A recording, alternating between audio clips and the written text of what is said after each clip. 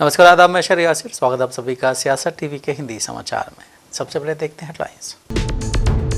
ज्ञानवापी श्री कृष्ण जन्मभूमि और संभल मस्जिद, supreme court के समझौते प्रस्ताव से हिंदू मुस्लिम दोनों का इनकार। कोलकाता एयरपोर्ट में बने मस्जिद में फिलहाल प्रवेश नहीं, हिंदू सरकार ने बताया फैसले की वजह।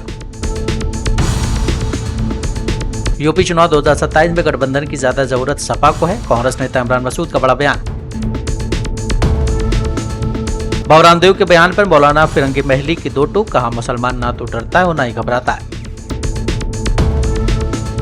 दतिया उपचुनाव के बीच दिग्विजय सिंह का बड़ा बयान, कहा नरोत्तम मिश्रा की पहचान आतंक, अन्याय और अत्याचार। बहरीन, कुवैत और जॉर्डन धुआं, ईरान का अमेरिकी ठिकानों पर घातक हमला। अब समाचार विस्तार से।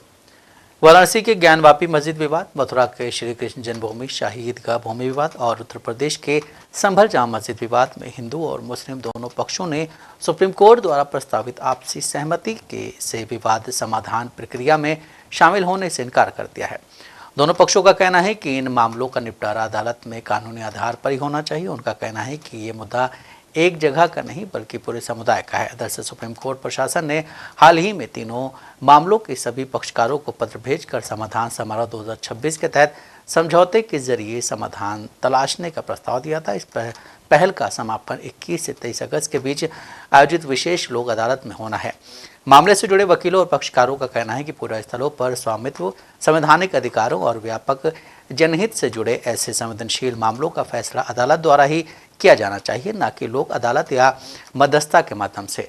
साथ ही मस्जिद प्रबंधन समिति के जो प्रतिनिधि उन्होंने कहा है कि वो विवादों के शांतिपूर्ण समाधान के पक्षधार हैं, लेकिन इन मामलों को मध्यस्थता के जरिए भेजने के इच्छुक नहीं हैं। वहीं आरएसएस ने राम मंदिर चंदा चोरी पर गंभीर चिंता और दुख जताया है। आरएसएस ने कहा है कि ये सिर्फ प्रशासनिक मसला नहीं, करोड़ों राम भक्तों की आस्था से जुड़ा मामला है।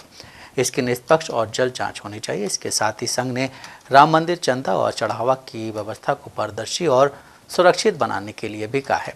वहीं अब इसको लेकर कर्नाटक के मंत्री प्रियंक खरगे ने कहा है कि उनसे कहिए कि वो सब सार्वजनिक रूप से माफ़ी मांगे। वो माफ़ी मांगने में माहिर हैं, यही तो उनका इतिहास रहा है। सावरकर ने कितनी बार माफ़ी मांगी थी, उनसे कहिए कि वो भी एक बार ऐसा करें। जो लोग जेल गए थे वो वीएचपी से ही थे, वो आधिकारिक तौर पर किसके साथ जुड़े हैं? वीएचपी के संस्थापक कौन हैं? अरे पब्लिक में आके उनको सॉरी बोलने के लिए बोले, सॉरी पूछने में माहिर है ना, उनका इतिहास ही है ना। सावरकर जी इतना बार माफीनामा लिखे, इतना बार सॉरी बोले, ये भी एक बार बोलने दीजिए उनको।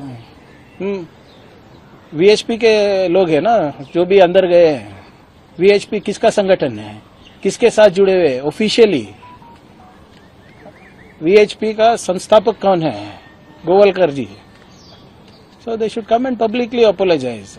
What is the point in apologizing in your echo chamber in front of your this thing? For everything else you want to do in public? Mr. Mohan Bhagwat says we are very open, we are very transparent, we do things in public. This also should be done in public. Come out in public, apologize for what you have done and also declare how much you have got. आपको क्या guarantee है कि उनको नहीं मिला पैसा? Unregistered है ना। वो ईट पत्थर में भी कमाई है 40%। दैनिक भास्कर का रिपोर्ट देख लीजिए। जैसे कर्नाटक में 40% सरकार चलता था ना, वही 40% उधर भी चलता था। मैं नहीं कह रहा हूँ, उनका रिपोर्ट है। सो जो भी है पब्लिकली अपोलोजाइज करना है। Prahlad Joshi is saying that you are taking RSS name because of the media gain, media space. So what about that? So tell him to answer me and keep my mouth shut ना। अरे दो कागज फेंक दो मेरे मुंह पे, मेरा मुंह बंद हो जाएगा ना।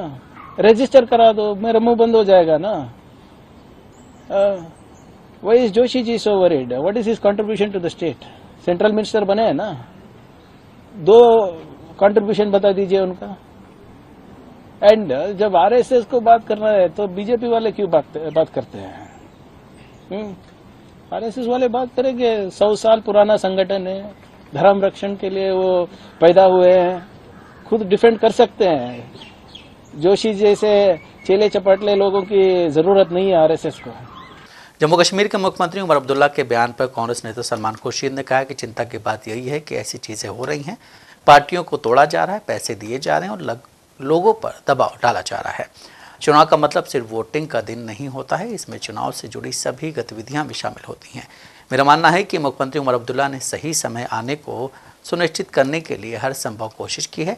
काफ़ी समय बीत चुका है, सुप्रीम कोर्ट ने भी ऐसा ही संकेत दिया था। वो इस मामले को आगे बढ़ा रहे हैं, उन्हें इसे आगे बढ़ाने दें। कोई आरोप नहीं लगाया।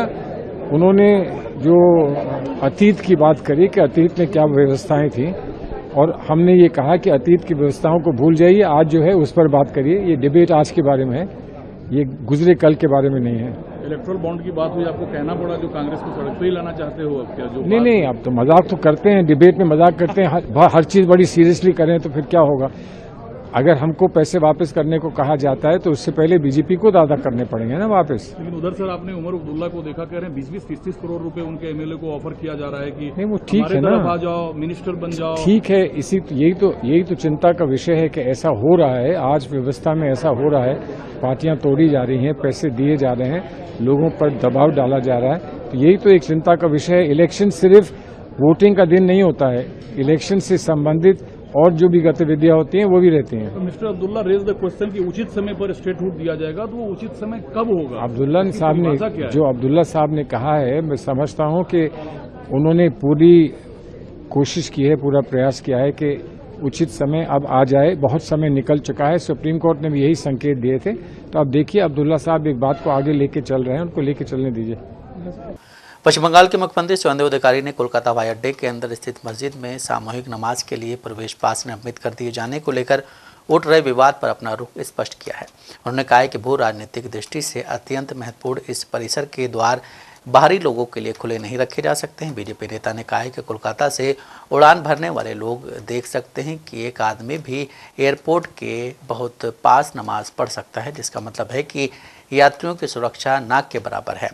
इसे देखते हुए हमारी सरकार ने मस्जिद को दूसरी जगह शिफ्ट करने का फैसला किया और यहाँ के इमाम भी इससे सहमत हैं। सबसे पहले अहम बात है, एयरपोर्ट के अंदर वहाँ पर रनवे के बिल्कुल पास जो कोई भी कोलकाता से उड़ान भरते हैं कहीं भी जाने के लिए, उनको दिख जाएगा ये कि एयरपोर्ट के रनवे के बिल्कुल पास सामान्य आदमी आके भी वहाँ पर नमाज अदा कर सकते हैं। यानी कि जो पैसेंजर्स की सेफ्टी है, यात्री सुरक्षा, वो बिल्कुल ज़ीरो। तो इस बात को मुद्दा नज़र रखते हुए हमारी सरकार ने ये डिसीजन लिया है कि वो जो मस्जिद है उसको हटाया जाएगा, शिफ्ट किया जाएगा। मतलब जहाँ पर अभी है उसको शिफ्ट करके दूसरा कहीं। तो इसको लेके जो यहाँ के जो मुसलमान इमाम है या संप्रदाय है वो कुछ नहीं बोल रहे। उनको भी ये बात ये लगा कि ठीक है, अगर सेफ्टी की बात है तो हम लोग भी मानने की तैयार है, क्योंकि ये तो महज एक जगह से दूसरी जगह लेके जाएगी। लेकिन ये छोटी सी ये जो पदक्षेप बोलिए या स्टेप बोलिए, ये पिछले कोई सरकार नहीं ले पाई। पहले कांग्रेस की सरकार थी, उसके बाद वामपंथियों की सरकार थी, उसके बाद तृणमूल की सरकार थी, लेकिन कोई सरकार यात्री सुरक्षा के मामले को ध्यान में रखते हुए उन्होंने स्टेप नहीं लिया, क्योंकि उनके लिए उनको लगा था कि उनका जो वोटर है, जो समुदाय से उनको वोट मिलता है, वो नाराज हो जाएंगे। तो इतना अपीजमेंट इतना लेवल पे चल रहा था कि ये कदम किसी ने उठाने का हिम्मत नहीं दिखाया। लेकिन मैं धन्यवाद जताना चाहूँगी सम्मानीय मुख्यमंत्री शुभेंदु अधिकारी जी का, जो पावर में आने के बस 2 महीने के अंदर ही ये स्टेप ले लिया उन्होंने, और ये कार्रवाई होने दिया, क्योंकि ये तो एयरपोर्ट अथॉरिटी का ये है, जगह है। पिछले सभी सरकार के मुख्यमंत्री होने नहीं दे रहे थे, तो हमारे आदरणीय मुख्यमंत्री जी वो होने दे रहे हैं। धन्यवाद जताती हूँ। जम्मू कश्मीर के मुख्यमंत्री उमर अब्दुल्ला के हालिया बयानों को लेकर सियासी विवाद और गहरा हो गया है। बीजेपी ने अब सीएम अब्दुल्ला को 100 करोड़ रुपए का कानूनी नोटिस भेजते हुए उन पर पार्टी की छवि को नुकसान पहुंचाने का आरोप लगाया है। ये विवाद उस बयान के बाद शुरू हुआ जिसमें उमर अब्दुल्ला ने आरोप लगाया था कि बीजेपी उनकी सरकार गिराने के लिए नेशनल कॉन्फ्रेंस के विधायकों को 20 से 30 करोड़ रुपए, मंत्री पद और जम्मू कश्मीर को राज्य का दर्जा बहाल करने का वादा कर रही है। उन्होंने उसे ऑपरेशन लोटस का हिस्सा करार दिया है। दूसरी ओर बीजेपी ने इन आरोपों को पूरी तरह निराधार और मानहानिकारक करार दिया है। पार्टी ने सबूत की मांग करते हुए कहा है कि मुख्यमंत्री या तो अपने आरोपों के समर्थन में ठोस सबूत पेश करें या फिर सार्वजनिक रूप से बिना शर्त माफी मांगे। कि मेरे क्लाइंट भारतीय जनता पार्टी की तरफ से हमने एक लीगल नोटिस दिया है उमर अब्दुल्ला जी को, जो मुख्यमंत्री हैं यूटी ऑफ जम्मू कश्मीर के। ये लीगल नोटिस उनकी ईमेल पे भेजा गया है और स्पीड पोस्ट से भेजा गया है। उन्होंने एक एलिगेशन लगाया था 11 तारीख को श्रीनगर में उनके प्रोग्राम में, जो print media, electronic media, social media पे काफी वायरल हुआ कि भारतीय जनता पार्टी के एक सीनियर लीडर ने, जो सुप्रीम कोर्ट के लॉयर भी हैं, उनके एक एमएलए को खरीदने की कोशिश की है और 20 से 30 करोड़ की ऑफर की है ब्राइब और मिनिस्ट्रियल बर्थ। ये झूठे और मनगढ़ंत आरोप थे। हमने उनसे प्रूफ मांगा, जो प्रूफ उन्होंने आज तक नहीं दिया है। आज हमने एक लीगल नोटिस जारी किया है उनको थ्रू हमारे जो स्टेट प्रेसिडेंट हैं, जो प्रेसिडेंट हमारे बीजेपी जम्मू कश्मीर के सतपाल शर्मा जी, कि आप 7 दिन के अंदर माफी मांगिए, अपॉलॉजी कीजिए। उसके अलावा अपने रिटर्न, जो अपने स्टेटमेंट दी उसको रिटर्न में विड्रॉ कीजिए। दोबारा आप ये गलती नहीं करेंगे। अगर 7 दिन में उमर अब्दुल्ला ये माफी नहीं मांगते हैं और अपनी स्टेटमेंट विड्रॉ नहीं करते हैं तो उन पर हम क्रिमिनल केस भी करेंगे डेफेमेशन का, और 100 करोड़ का मानहानि का केस हम सिविल करने जा रहे हैं, डैमेजेस का। पर भारतीय जनता पार्टी 2027 के उत्तर प्रदेश विधानसभा चुनाव से पहले कांग्रेस और समाजवादी पार्टी के रिश्तों में दरार साफ नजर आने लगी है। दोनों दलों के नेताओं के बीच जुबानी जंग तेज हो गई है। इसके बाद इंडिया गठबंधन पर सवाल उठने लगे हैं। इस बीच कांग्रेस नेता इमरान मसूद का बयान सामने आया है। उन्होंने तीखे लफ्जों में सपा पर निशाना साधते हुए कहा है कि गठबंधन की जरूरत सपा को कांग्रेस से ज्यादा है। इसके साथ ही उन्होंने ये भी कहा है कि सपा मुस्लिम नेता को बर्दाश्त नहीं कर सकती है। कांग्रेस नेता का ये बयान ऐसे समय आया है जब दोनों दल 2024 लोकसभा चुनाव में मिली सफलता के बाद अपनी अपनी ताकत और गठबंधन की शर्तों को लेकर सार्वजनिक मंचों पर आमने सामने हैं। इससे ये सवाल एक बार फिर से उठ रहा है कि क्या 2024 के लोकसभा चुनाव में जीत दिलाने वाली ये साझेदारी अगले विधानसभा चुनाव तक कायम रह पाएगी। देखिए, मेरा नहीं समझ में आता कि मैं उनसे कब कह रहा हूं कि आप हमें सपोर्ट करो या हमें टिकट दो। मैं अपनी पार्टी में हूं, हर बार वही गठबंधन कर रहे हैं। हमारा अपनी आइडेंटिटी है, हमारी अपनी पहचान है, हम कांग्रेस हैं और कांग्रेस के दम पर ही आप 37 सीट लेकर के आए। कांग्रेस के दम पर ही 37 सीट आई हैं। अगर 37 सीट आई हैं उत्तर प्रदेश में तो ये 2024 के अंदर आई हैं, वरना 2022 के अंदर आप 120 भी नहीं पार कर पाए थे। तो ये आप मत गलत फहमी में रहिए कि आपकी वजह से सब कुछ है। देश के अंदर एक माहौल है और वो माहौल राहुल गांधी के नेतृत्व में है। और समाजवादी पार्टी के साथ दिक्कत यह है कि समाजवादी पार्टी को नंबर 1 तो मुसलमान बर्दाश्त नहीं होता। लीडर बोलता वो मुसलमान बर्दाश्त नहीं। आजम खां का इलाज कराने में कौन कौन लोग शामिल हैं ये सबको पता है। आजम साहब बोलते थे, अभी मेरे पीछे लगे हुए हैं। तो आपको बोलता हुआ मुसलमान बर्दाश्त नहीं होता और वो मुसलमान अब कांग्रेस में है। एक तो करेला ऊपर से नीम चढ़ा, आपको बर्दाश्त नहीं होता, और दूसरा मैं कांग्रेस के अंदर कोई मुस्लिम लीडरशिप, मैं तो कांग्रेस से मांग रहा हूं।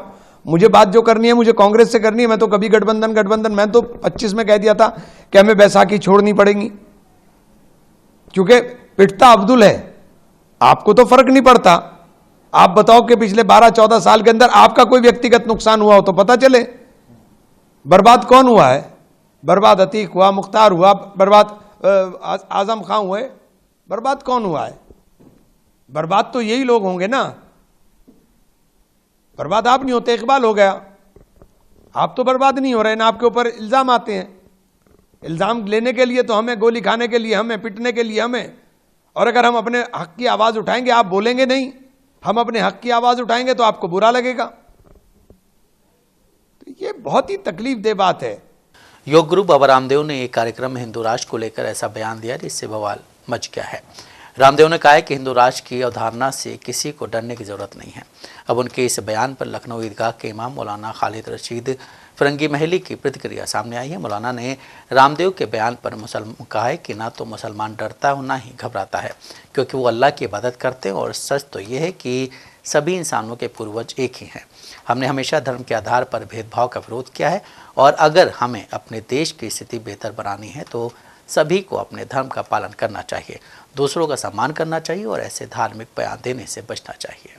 नहीं, मुसलमान कतई तौर पर सिवाय अल्लाह के किसी से खौफज़दा नहीं होता है, किसी से डरता नहीं है। और ये हकीकत है कि सबके एंसेस्टर्स एक ही थे। और हम सबके ईमान का ये हिस्सा है कि तमाम इंसान हज़रत आदम अलैहिस्सलाम के औलादों में हैं। तो लिहाजा जो मज़हब की बुनियाद पर तफरीक की जाती है इंसानों के दरमियान, उसका हम सब लोग हमेशा से उसकी मुखालफत करते आए हैं। और अगर अपने मुल्क का माहौल बेहतर से बेहतर बनाना है तो उसके सबसे बेहतरीन शक्ल यही है कि सब लोग अपने अपने मज़हब पर अमल करते हुए तमाम दीगर मज़ाहिब की इज़्ज़त और एहतराम करें और इस तरीके के कंट्रोवर्शियल्स बयानात ना दिए जाएं जिस तरीके के दिए जाते हैं। और जिस पैमाने पर मस्जिदें गिराई जा रही हैं और स्टेट्स में जैसे उत्तराखंड में अभी मदरसा बोर्ड को ख़त्म किया गया, ये सब कार्रवाइयाँ ऐसी हैं जिससे कि कहीं ना कहीं मुसलमानों को काफ़ी तकलीफ़ और परेशानी में मुब्तला होना पड़ रहा है। पटना की एक सिविल कोर्ट ने आज खान सर और उनके 2 बॉडीगार्ड्स को अग्रिम जमानत दे दी है। ये केस इलाके में 2 कोचिंग संस्थानों के बीच हुई झड़प से जुड़ा है। इससे पहले जज की अनुपस्थिति की वजह से सुनवाई 10 जुलाई से 13 जुलाई तक के लिए टाल दी गई थी। ये केस 2 जून की एक घटना से जुड़ा है जब 15 से 20 लोगों के एक ग्रुप ने कथित तौर पर पटना में खान ग्लोबल स्टडीज़ के परिसर में तोड़फोड़ कर दी और खान सर द्वारा चलाए जा रहे कोचिंग संस्थान पर पत्थर भी फेंके। हालांकि अगले ही दिन सोशल मीडिया पर एक वीडियो सामने आया जिसमें संस्था से जुड़े 2 बॉडीगार्ड कथित तौर पर गोली चलाते हुए दिख रहे हैं। इसके बाद पुलिस ने इन दोनों को भी हिरासत में ले लिया था। बहस पहले ही हो चुकी थी, आज फॉर्मेलिटी थी और सारा चीज़ ऑर्डर लिखने के उपरांत learned principal district and session जज ने उनको बेल ग्रांट किया है। किस ग्राउंड पे सर बेल ग्रांट किया गया है सर उन लोगों को? किन्हीं को कोई इंजरी था ही नहीं, सेल्फ डिफेंस में चलाया गया था, एयर फायरिंग किया गया था बाय द गार्ड्स और जो ऑर्डर देने का चार्ज लगाया गया था वो बाद में इन्वेस्टिगेशन में ऐसा कुछ आया ही नहीं कि खान सर ने कोई ऑर्डर दिया हो फायरिंग का, ऐसा भी कुछ इन्वेस्टिगेशन में नहीं आया था। वो गार्ड के स्टेटमेंट में, डिस्क्लोजर स्टेटमेंट में दिखाया गया था। ड्यूरिंग इन्वेस्टिगेशन इन्वेस्टिगेटिंग ऑफिसर ने उसको पूरा इन्वेस्टिगेट किया और लिखा कि नहीं, इस तरह की बात नहीं है, ऑर्डर देने की बात नहीं आई है। ओपन जो फायरिंग की गई थी सेल्फ डिफेंस में, उसको लेकर के आप लोगों की तरफ से क्या कहा गया और अदालत ने क्या कहा इस पर सर? अब वो जो सेल्फ डिफेंस में जो फायरिंग की गई है वो लाइसेंस लेने के समय ही ऐसा दिया जाता है कि अगर आप पर कोई खतरा हो या आप किसी व्यक्ति को आपके सामने कोई खतरा महसूस हो रहा हो या कोई संपत्ति वगैरह को नष्ट कर रहा है तो 35 BNS में वो अधिकार है कि एयर फायरिंग करके मॉब को डिसबर्स कर सके। अच्छा, अदालत ने सर जो रिपोर्ट मांगी थी पुलिस से सर गार्ड को लेकर के और फायरिंग को लेकर, उसमें क्या पेश किया गया? आ गया, उसमें आ गया कि हाँ इनका लाइसेंस है, लाइसेंस वैलिड है, ये सब आया है। अपोजिशन की तरफ से सर क्या कुछ का अपील? अपोजिशन की तरफ से अपोज किया गया था कि ये लोग जानबूझ के फायरिंग किए हैं, पब्लिक न्यूसेंस किए हैं, तो उस पर जवाब दिया गया कि पब्लिक न्यूसेंस के लिए भी 270 BNS है और पैनल सेक्शन 292 है जो अवेलेबल है। अच्छा, बेल सर रेगुलर बेल हुई है, एंटीसिपेटरी बेल हुई है, क्या कुछ? सब खान सर का एंटीसिपेटरी हुआ, उनके तीनों स्टाफ्स का एंटीसिपेटरी बेल ग्रांट हुआ है और गार्ड्स का रेगुलर बेल ग्रांट हो गया है। इस पर कोई शर्त भी लगाई गई है? नहीं, ऐसा तो कुछ हमको जानकारी नहीं है। अलाउ किया गया, सिर्फ इजलास पर ही ऑर्डर पास किया गया। मध्य प्रदेश के द्वितीय विधानसभा उपचुनाव के लिए कांग्रेस उम्मीदवार के नॉमिनेशन और नरोत्तम मिश्रा से जुड़े विवाद पर कांग्रेस नेता दिग्विजय सिंह ने बड़ा बयान दिया है। सिंह का कहना है कि कांग्रेस उम्मीदवार और दतिया के पूर्व राज परिवार के सदस्य घनश्याम सिंह बहुत समझदार और शांत स्वभाव के हैं। वो नरोत्तम मिश्रा से बिल्कुल अलग हैं, जिनकी पहचान आतंक, अन्याय और अत्याचार से रही है। दिग्विजय सिंह ने कहा है कि घनश्याम किसी का बुरा नहीं सोचते, किसी को नुकसान नहीं पहुंचाते और भले इंसान हैं। वो सारा समय जन कल्याण में लगाते हैं। इसलिए नरोत्तम मिश्रा के बजाय नए उम्मीदवार आशुतोष तिवारी को समझदार नेतृत्व मिलना चाहिए। ये लोग भांडेर के रहने वाले हैं जबकि वो डबरा से थे, इसलिए किसी स्थानीय व्यक्ति को टिकट मिलना चाहिए। दिग्विजय का दावा है कि घनश्याम सिंह एक जाने माने चेहरे हैं। असल में पूरी जनता उनके परिवार को जानती है और दतिया की पहचान उनके नाम से ही है। वहीं अमेरिका और ईरान के बीच चल रहा युद्ध घातक रूप ले चुका है। अमेरिका ने ईरान के 5 राज्यों पर एक साथ हमला कर दिया था। अब तेहरान ने इसका बदला ले लिया है। उसने आज 3 अमेरिकी ठिकानों को टारगेट किया है। तेहरान ने कुवैत, बहरीन और जॉर्डन को निशाने पर लिया। उसने मिसाइल और ड्रोन से घातक हमला किया है। वहीं IRGC ने दावा किया है कि उसने अमेरिका को जवाब देते हुए कुवैत, बहरीन और जॉर्डन में कई जगहों पर हमला किया है। ईरान ने जॉर्डन के एयरबेस पर फ्यूल टैंक और मिसाइल डिपो को निशाने पर लिया है, जबकि बहरीन में अमेरिका के ड्रोन कमांड सेंटर पर हमला किया है। वहीं ईरान ने डोनाल्ड ट्रंप को चेतावनी देते हुए कहा है कि अगर अमेरिका ने अटैक नहीं रोके तो वो उसके ठिकानों को तबाह कर देंगे। जॉर्डन ने दावा किया है कि ईरान की ओर से कई मिसाइलें दागी गई हैं। थाईलैंड की राजधानी बैंकॉक में एक पॉपुलर पब में देर रात भीषण आग लग गई। इस दुर्घटना में कम से कम 27 लोगों की मौत हो गई है और 63 लोग घायल बताए जा रहे हैं। घायलों में भी 22 लोगों की हालत गंभीर बताई जा रही है। हादसा आधी रात के आसपास हुआ जब पब में बड़ी संख्या में लोग मौजूद थे। देखते ही देखते आग तेजी से फैल गई और कुछ ही मिनटों में पूरे इलाके में अफरा तफरी मच गई। आग के साथ घने फैलने और जहरीली धुएं ने लोगों के लिए बाहर निकलना बेहद मुश्किल कर दिया था। कई लोग अंदर ही फंस गए और अपनी जान नहीं बचा सके।